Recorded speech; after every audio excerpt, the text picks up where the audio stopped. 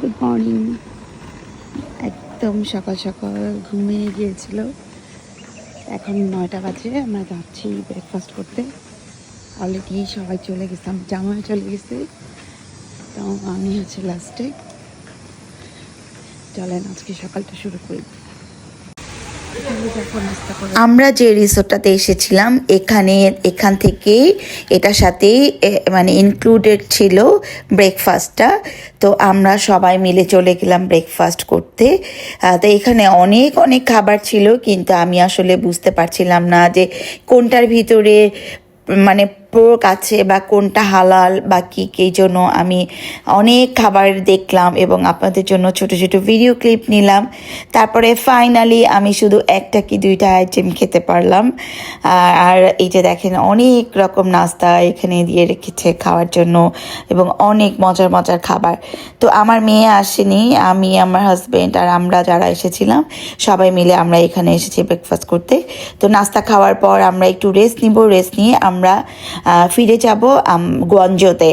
তো এই যে একদম লাস্ট আমি একটা ছবি তুলে নিলাম। চলে আসলাম সরাসরি হোটেলে। আমরা ওই সেম হোটেলেই আবার আমরা অন্য একটা রুম নিয়েছি। চলেন দেখি, আমার সেম ওটার মতোই, জাস্ট হচ্ছে কি একটু বড়। এদিকে ওয়াশরুম,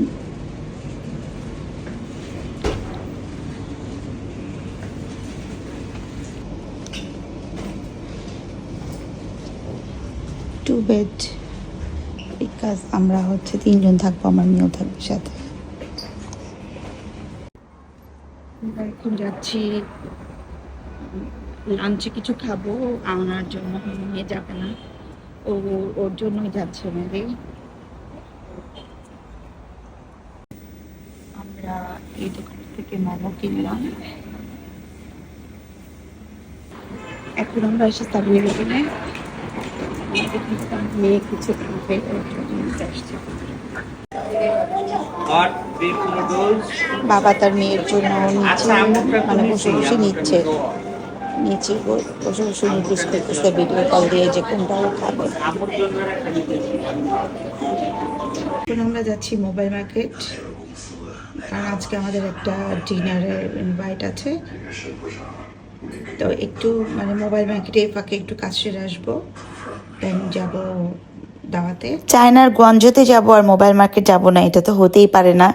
কোনো মোবাইল কেনা লাগুক আর না লাগুক, অ্যাটলিস্ট মোবাইলের কাভার কিনবো আর অনেকের জন্য গিফট কিনবো, এজন্য তো যেতেই হবে, এটা একদম কমন।